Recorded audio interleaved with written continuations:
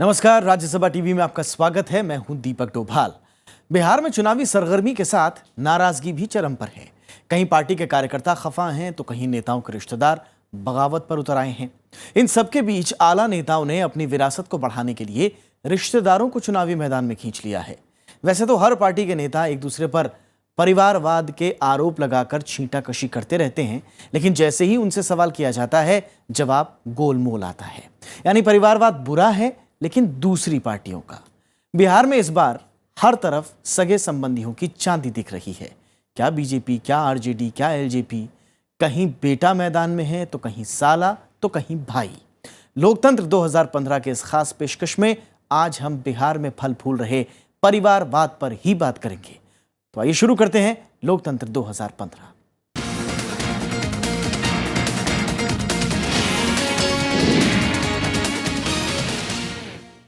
बिहार के चुनावी रण में अपने रसूख के हिसाब से हर नेता अगली पीढ़ी को आगे लाने की होड़ में दिख रहा है।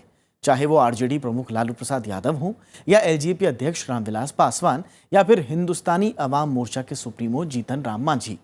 बीजेपी के भी कई नेता प्रभाव का इस्तेमाल कर अपने कुनबे के टिकट दिलाने में कामयाब रहे।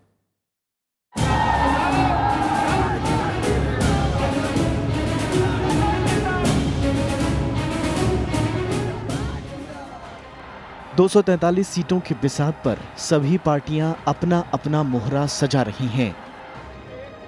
पार्टी दूसरे उम्मीदवारों के लिए भले ही मानदंड की बात करती रही हों, लेकिन रिश्तेदारों के लिए बस रिश्ता ही बड़ा और पुख्ता पैमाना है। सभी लोगों का मैं स्वागत करती हूं। बिहार चुनाव में सभी पार्टियों ने करीब करीब सभी सीटों पर उम्मीदवारों के नामों की घोषणा कर दी है।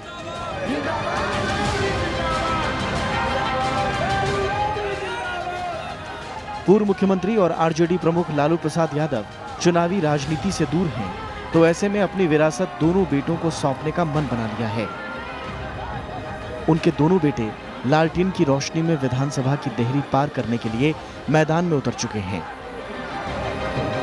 शिक्षा व्यवस्था को हम लोग सुधारने का काम करेंगे। बिहार के पूर्व मुख्यमंत्री और हिंदुस्तानी अवाम मोर्चा के जीतन राम मांझी भी चुनावी मैदान में ताल ठोक रहे हैं। जहां वो खुद 2 सीट पर किस्मत आजमा रहे हैं, वहीं तीसरी सीट पर बेटे को उतारा है। पार्टी के बिहार अध्यक्ष शकुनी चौधरी खुद तो लड़ ही रहे हैं, अपने बेटे को भी टिकट दिलाने में कामयाब रहे।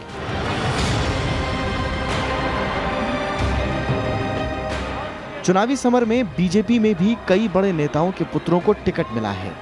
इसमें बक्सर से सांसद अश्विनी चौबे, राज्यसभा सांसद डॉक्टर सीपी ठाकुर, पूर्व केंद्रीय मंत्री मुन्नीलाल जैसे नेता शामिल हैं।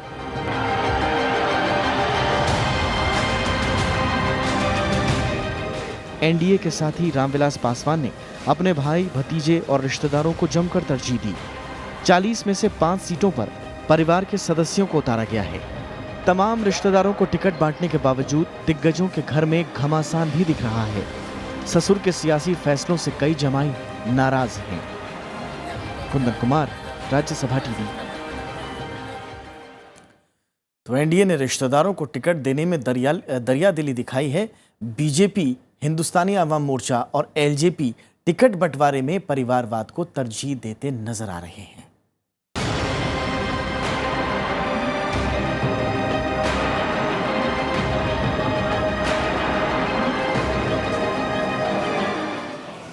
एनडीए के सबसे बड़े 3 घटक बीजेपी, एलजेपी और हिंदुस्तानी अवाम मोर्चा के सीट बंटवारे पर नजर दौड़ाएं तो सबके रिश्तेदारों के लिए बराबरी से सीट सुरक्षित रखी गई हैं।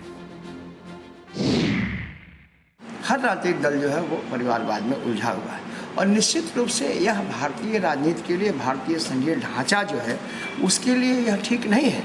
चूँकि जिस तरह से परिवारवाद बढ़ रहा है उस तरह से देख रहे हैं आप, देखिए कितना विद्रोह हो रहा है पार्टियों में। कार्यकर्ता जो कहीं ना कहीं अपने जीवन के राजनीतिक उद्देश्य लेके चलते हैं, आगे बढ़ते हैं कि उनके आगे जाके मौका मिलेगा, लेकिन ठीक ऐसे मौके पर अच्छे अच्छे कार्यकर्ता जिन्होंने अपने सर्वस्व स्वाहा कर दिया राजनीति में, उनको कहीं मौका नहीं मिलता ऐसे परिवारवाद की वजह से।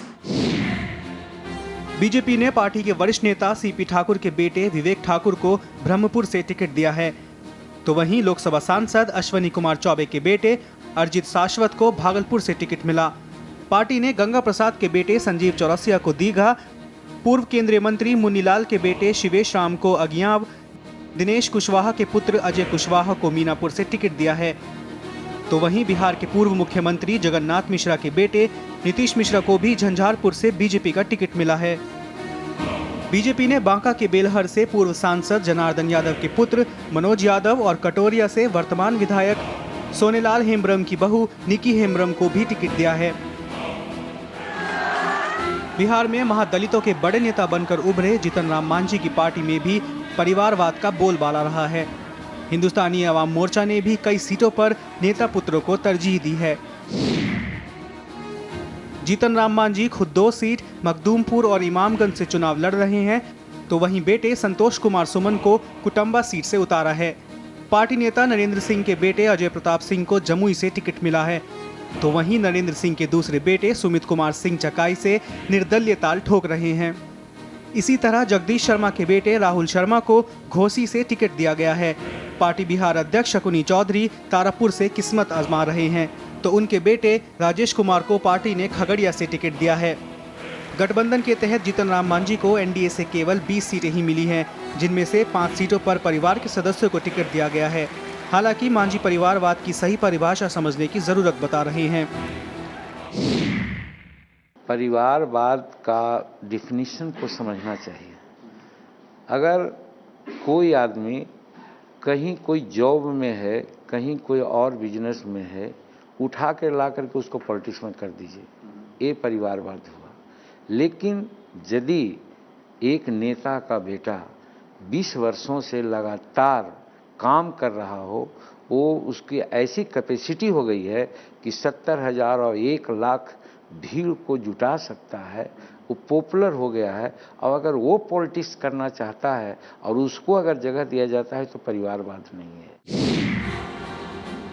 एनडीए के तीसरे घटक दल लोक जनशक्ति पार्टी ने नेताओं के परिवार वालों को टिकट देने में कोई कोताही नहीं बरती है।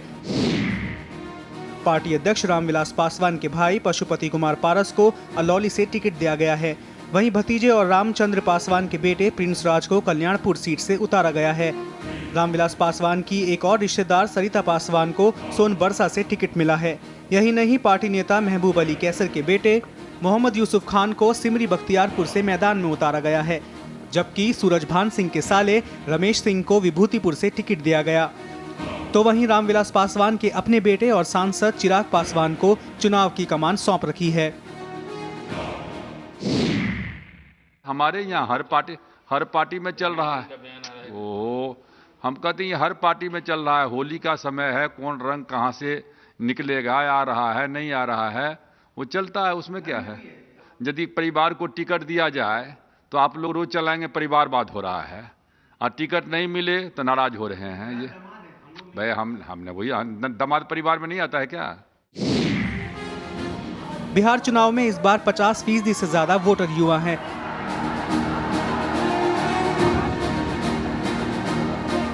इस वोट बैंक को खींचने के लिए पार्टियों ने युवा चेहरों को तरजीह देने की कोशिश तो की, लेकिन इनमें से ज्यादातर चेहरे नेताओं के परिवारों से ही निकले। Bureau report, Rajya Sabha TV. सामाजिक न्याय का दावा करने वाली पार्टियां इस बार महागठबंधन के बैनर तले एकजुट हैं। लोकसभा चुनाव में करारी हार के बाद प्रदेश में उपचुनाव में गठबंधन को जीत हासिल हुई तो खेमे का उत्साह भी बढ़ा। लेकिन असली चुनौती विधानसभा चुनाव की है। टिकट बंटवारे से पहले कार्यकर्ताओं की पीठ पर सवार होकर पार्टियों ने जमीन पर माहौल बनाया, लेकिन जब टिकट बांटने की बारी आई तो परिवार की चौखट के भीतर ही कई सीटों का बंटवारा हो गया।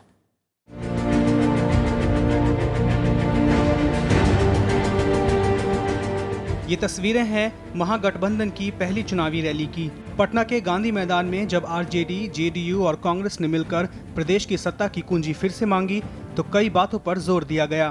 प्रचार की कई नीतियां बनी। बीते दिनों के प्रचार अभियान पर नजर दौड़ाएं तो आरजेडी और जेडीयू की शैली में साफ अंतर देखने को मिलता है। नीतीश कुमार रैलियों में सरकार के कामकाज की बात कर रहे हैं और केंद्र सरकार की नीतियों की आलोचना। देश के प्रधानमंत्री को झुकना पड़ा है। तो वहीं लालू प्रसाद यादव अपनी रैलियों में सामाजिक न्याय की बात बार बार दोहरा रहे हैं। ये जो चुनाव होने जा रहा है लाल कलर पियर करके। मंडल 2 की बात उनकी हर रैली में सुनी जा रही है। ये प्रधानमंत्री का इतना ओछा बयान, इतना ओछा भाषण, दूसरे को बोलता जंगल राज आ गया, जंगल राज पार्ट 2 आ गया। मैं बोलता हूं जंगल राज पार्ट 2 नहीं है, मंडल राज पार्ट 2 है। लेकिन जैसे ही टिकट बंटवारा हुआ, सामाजिक न्याय और विकास के तमाम दावों की कलई उतर गई। जिन सीटों पर पार्टी के कार्यकर्ताओं ने वर्षों मेहनत की, वो सीटें आला नेताओं के रिश्तेदारों के नाम कर दी गईं। चारा घोटाले के चलते लालू यादव के चुनाव लड़ने पर कानूनी रोक है, लिहाजा एक जमाने में समूचे बिहार में राज करने वाले लालू यादव चुनावी अखाड़े से फिलहाल दूर हैं। ना तो वो चुनाव लड़ रहे हैं और ना ही पूर्व मुख्यमंत्री और उनकी पत्नी राबड़ी देवी। उनकी बेटी मीसा भारती भी लोकसभा चुनाव हारने के बाद फिलहाल चुनावी मैदान से दूर हैं। लेकिन आरजेडी ने लालू प्रसाद यादव के बड़े बेटे तेज प्रताप यादव को महुआ सीट पर टिकट थमाया है, जबकि छोटे बेटे तेजस्वी यादव को राघोपुर सीट से मैदान में उतारा है। आप देखिएगा, मेनका गांधी, वरुण गांधी, यशवंत सिन्हा, जयंत सिन्हा, कल्याण सिंह, राजवीर सिंह, राजनाथ सिंह, पंकज सिंह, वसुंधरा राजे, दुष्यंत राजे, रमन सिंह, अखिलेश सिंह, प्रमोद महाजन की बेटी पूनम महाजन, गोपीनाथ मुंडे की बेटी पंकजा मुंडे, रामविलास पासवान, चिराग पासवान, पशुनाथ पारस। आप एफिडेविट पे लिख के दीजिए, हम भी एफिडेविट पे लिख के देंगे। भाई किसी परिवारवाद वाले को टिकट नहीं देंगे, पद नहीं देंगे पार्टी में, या जो अभी हैं उनको इस्तीफा देंगे। खत्म कीजिए, हम भी खत्म करते हैं। दोनों सीटों को आरजेडी के हिसाब से मुफीद माना जाता है, लिहाजा एक हद तक सुरक्षित और आसान सीटों पर लालू प्रसाद ने अपने दोनों बेटों को टिकट थमाया है। राघोपुर से पार्टी कार्यकर्ता जोगेश्वर राय टिकट की उम्मीद बांधे थे, लेकिन टिकट छिटक कर तेज प्रताप सिंह की झोली में जा गिरा। महुआ सीट पर सतीश राज को जेडीयू का मजबूत नेता माना जा रहा था, लेकिन तेजस्वी यादव को टिकट मिलने के बाद सतीश राज ने बीजेपी का रुख किया। जमुई सीट पर जहां एनडीए के उम्मीदवार अजय प्रताप सिंह खुद परिवार के रास्ते में मैदान में हैं, उनके मुकाबले आरजेडी ने जयप्रकाश नारायण यादव के भाई विजय प्रकाश यादव पर भरोसा जताया है। पूर्व सांसद प्रभुनाथ सिंह के बेटे रणधीर सिंह को आरजेडी ने छपरा से टिकट दिया है। जेडीयू के पूर्व सांसद शिवानंद तिवारी के बेटे राहुल तिवारी को भी आरजेडी ने टिकट दिया है, वो शाहपुर सीट से मैदान में हैं। कहीं भी आज तक हम लगभग जमुई विधानसभा में 3 मई से लगातार हम जो है पंचायतबाज घूम रहे हैं। जिस पंचायत में जाते हैं हम पूछते हैं कि कौन कौन सा काम हुआ है, एक भी काम कहीं नहीं हुआ। जेडीयू ने बरबीघा सीट से मुन्ना शाही का टिकट काटकर पूर्व सांसद राजू सिंह के पोते सुदर्शन को टिकट थमा दिया, लिहाजा मामला सिर्फ महागठबंधन के भीतर आरजेडी तक सीमित नहीं है, जेडीयू और कांग्रेस के भीतर भी ये चलन देखने को मिला। Bureau report, Rajya Sabha TV. तो क्या एनडीए और क्या महागठबंधन? एक तरफ जहां नेताओं के रिश्तेदारों को टिकट देकर पार्टियों ने उन्हें खुश किया, तो वहीं परिवार के कुछ करीबी रिश्तेदार टिकट नहीं मिलने से नाराज भी हैं। दो पार्टियां और दोनों के ही अध्यक्षों के करीबी रिश्तेदार इस कदर नाराज हैं कि पार्टी के खिलाफ हो गए। ये है हिंदुस्तानी अवाम मोर्चा के अध्यक्ष जीतन राम मांझी के दामाद देवेंद्र मांझी। जब इन्हें पार्टी का टिकट नहीं मिला तो नाराज हो गए। इतना ही नहीं, वो गया से निर्दलीय उम्मीदवार के तौर पर चुनावी मैदान में ताल ठोक रहे हैं। मजबूरी रही है, उनको शायद सीट उतना नहीं मिला जितना होना चाहिए, क्योंकि पूरे बिहार में उन्होंने एक गरीब को नारा दिया था और पूरा गरीब में उबाल है, और जब उबाल है तो उतने प्रत्याशी भी है मार्केट में, और उस हिसाब से उनको टिकट नहीं दिया गया, तो बेचारे वो तो मजबूर है। उनके साथ भी मजबूरी हो सकती है, लेकिन हमारे साथ कोई मजबूरी नहीं है। मैं बोधगया से इलेक्शन लड़ूंगा तो लड़ूंगा। तो वहीं एलजेपी अध्यक्ष रामविलास पासवान के दामाद अनिल कुमार साधु तो इतने नाराज हो गए कि उन्होंने एनडीए को हराने के लिए सभी जिलों में दलित सेना उतारने का ऐलान कर दिया। अनिल औरंगाबाद जिले की सुरक्षित सीट कुटुंबा से चुनाव लड़ना चाहते थे, लेकिन वो सीट पूर्व मुख्यमंत्री जीतन राम मांझी के बेटे संतोष कुमार सुमन को आवंटित कर दी गई। रामविलास पासवान जी के दामाद के हैसियत से हम टिकट नहीं मांग रहे थे, क्योंकि दलित सेना के प्रदेश अध्यक्ष थे।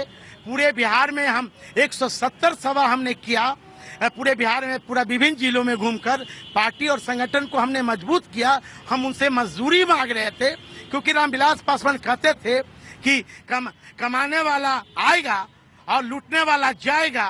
तो हमसे ऐसा लगता है कि लूटने वाला आएगा और कमाने वाला जाएगा। इस चुनावी मौसम में आरजेडी अध्यक्ष लालू प्रसाद यादव के साले और पूर्व मुख्यमंत्री राबड़ी देवी के भाई सुभाष यादव ने पप्पू यादव की पार्टी जन अधिकार पार्टी का दामन थाम लिया है। हालांकि इन्होंने 2010 में ही आरजेडी छोड़ दी थी। जहां जहां हमारे शुभचिंतक हैं बिहार के कोने कोने में, आज सभी लोग ज्वाइन किए हैं और भी लगातार ज्वाइन करते रहेंगे इस पार्टी में, और जन अधिकार पार्टी का झंडा को बुलंद करेंगे और पप्पू यादव जी को बिहार का मुख्यमंत्री बनाएंगे। यही हम लोग का संकल्प है। परिवार और रिश्तेदारों में ही नहीं, पार्टियों के कार्यकर्ताओं और टिकट चाहने वालों में भी नाराजगी देखी जा रही है। Bureau report, Rajya Sabha TV. चलिए फिलहाल रुकते हैं एक छोटे से ब्रेक के लिए। ब्रेक के उस पार कुछ और चुनावी हलचल।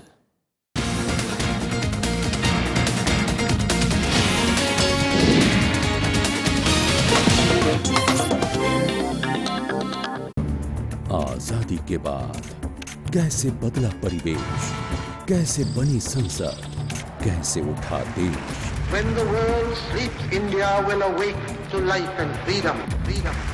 कौन थे वो लोग जो दे गए हमको शानदार विरासत, लोकतंत्र की मजबूत इमारत। राज्यसभा टेलीविजन।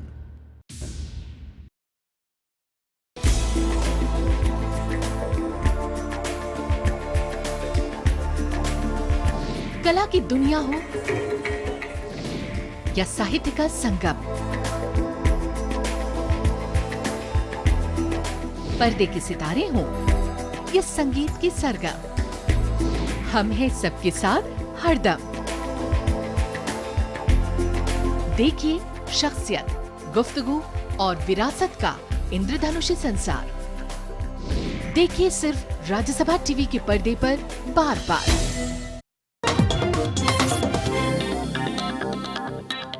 बिहार चुनाव में अल्पसंख्यकों के हितों को सुरक्षित रखने की बात तो सभी राजनीतिक दल कर रहे हैं, लेकिन अपनी उपेक्षा के कारण छोटे धार्मिक समुदाय नाराज हैं।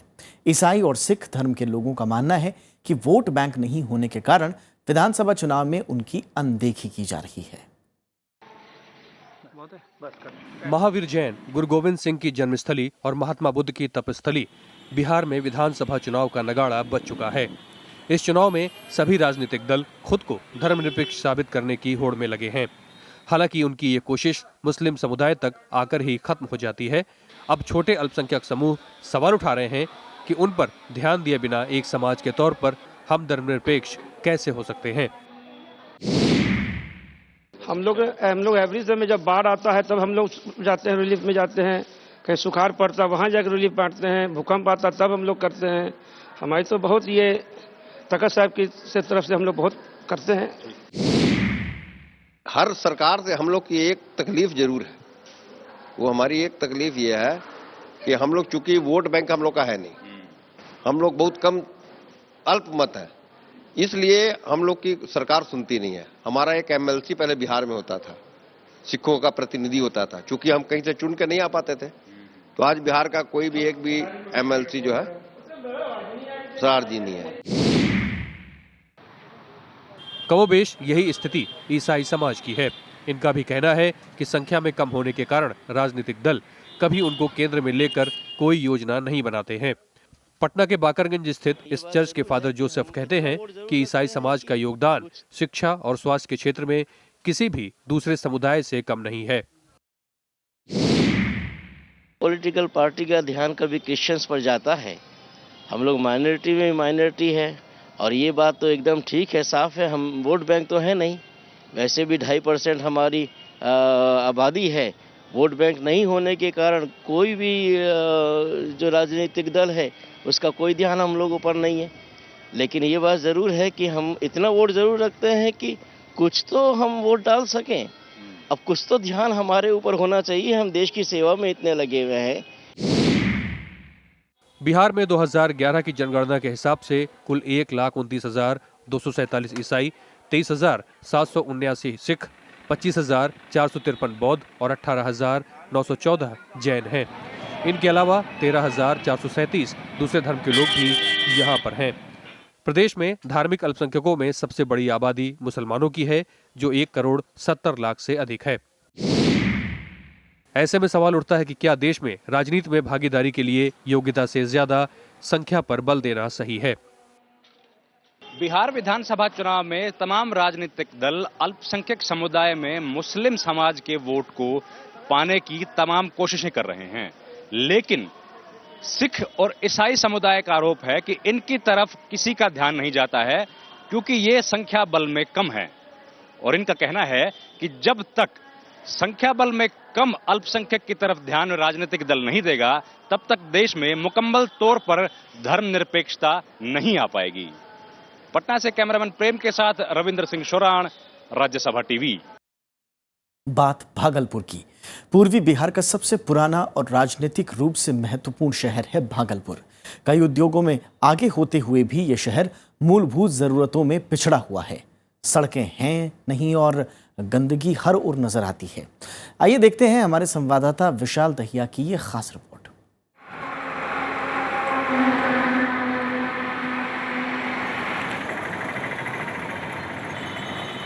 जवाहरलाल नेहरू मेडिकल कॉलेज और तिलका मांझी विश्वविद्यालय जैसे नामी संस्थान भागलपुर का रुतबा बयान करते हैं, लेकिन इन सब के बावजूद ये इलाका पटना जैसे शहरों की तुलना में बेहद पिछड़ा हुआ दिखाई देता है। स्वास्थ्य और शिक्षा के मामले में इसकी हालत और भी बदतर है। शिक्षा व्यवस्था को थोड़ा बदहाली को उसको सुधारना चाहिए और उसमें निरंतरता, तत्परता और सटीकता लाना चाहिए। हमारे जो यूनिवर्सिटी में है वो शिक्षकों की बहुत ज़्यादा ही कमी है, तो इस कमी को दूर किया जाए। जो हमारे डिपार्टमेंट की बुनियादी ज़रूरतें हैं उनको पूरा किया जाए। शिक्षा के गिरते स्तर और अस्पतालों की बदहाली के अलावा भागलपुर के लोग सड़कों से सबसे ज्यादा परेशान हैं। एक बार जाम लग जाए तो ट्रैफिक का भगवान ही मालिक है। भागलपुर के लोगों के लिए घंटों तक सड़कों पर लंबे ट्रैफिक जाम में फंसे रहना अब शायद उनके जीवन का अभिन्न हिस्सा बन गया है। और हर चुनावी मौसम में राजनीतिक पार्टियों द्वारा किए गए वायदों के बावजूद इस समस्या का हल दूर दूर तक कहीं नजर नहीं आ रहा।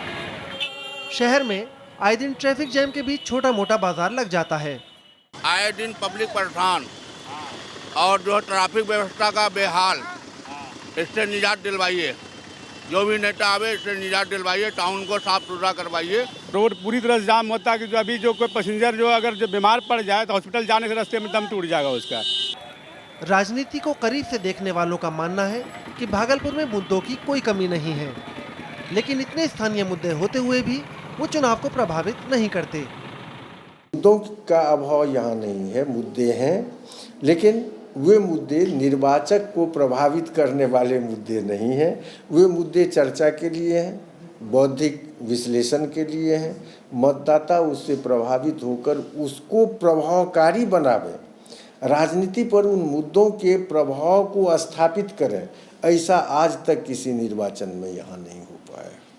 भागलपुर में 7 विधानसभा सीटें हैं, जिन पर पहले चरण में 12 अक्टूबर को वोट डाले जाने हैं। पिछले चुनावों में यहाँ जेडीयू बीजेपी गठबंधन को बड़ी जीत मिली थी।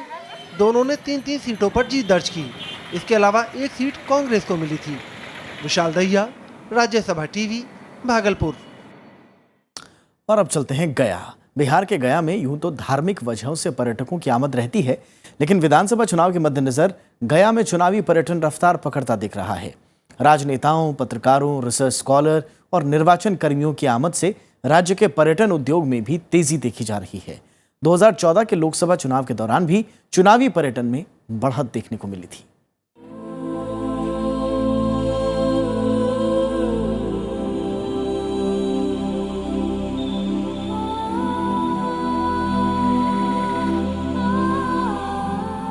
बिहार के गया की दुनिया भर में पहचान बौद्ध धर्म के प्रवर्तक गौतम बुद्ध की वजह से है।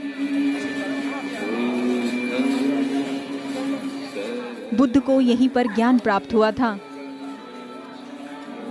लेकिन राज्य में विधानसभा चुनाव की वजह से थाईलैंड सहित कई अन्य देशों के बौद्ध पर्यटकों ने यहां की यात्रा रद्द कर दी है। इसकी वजह चुनाव के चलते भारी संख्या में राजनेताओं और कार्यकर्ताओं की आमद है। लेकिन धार्मिक पर्यटन भले ही घटा हो, यहाँ चुनावी पर्यटन इन दिनों फल फूल रहा है। बोधगया विधानसभा जो है गाँव में ज़्यादा है, तो लोग आएंगे। और इस बार का इलेक्शन जो है बोधगया के लिए, बोधगया नहीं बिहार का इलेक्शन जो है बहुत खास महत्व रख रहा है, जो कि आगे के इलेक्शनों का दिशा निर्देश तय करेगा। यही हाल पूरे बिहार में देखने को मिल रहा है। रैली, चुनाव प्रचार और नेताओं के साथ निर्वाचन आयोग के अधिकारियों कर्मचारियों ने भी चुनाव पर्यटन को तेजी दे दी है। Well, we're from the United States, and being here in Bodh Gaya, we're seeing a lot of billboards for people to vote and encouraging women, and everyone's holding up the voting card. That's very different from us in the United States. Bihar विधानसभा चुनाव वैसे भी इस बार कई मायनों में खास है। इस बार महागठबंधन के दल में शामिल जेडीयू और आरजेडी के लिए जहां अस्तित्व की लड़ाई है, तो वहीं बीजेपी के लिए ये लिटमस टेस्ट से कम नहीं है। कृति मिश्रा, गया, राज्यसभा टीवी। तो लोकतंत्र 2015 में हमारी इस खास पेशकश में फिलहाल इतना ही। दीजिए इजाजत, नमस्कार।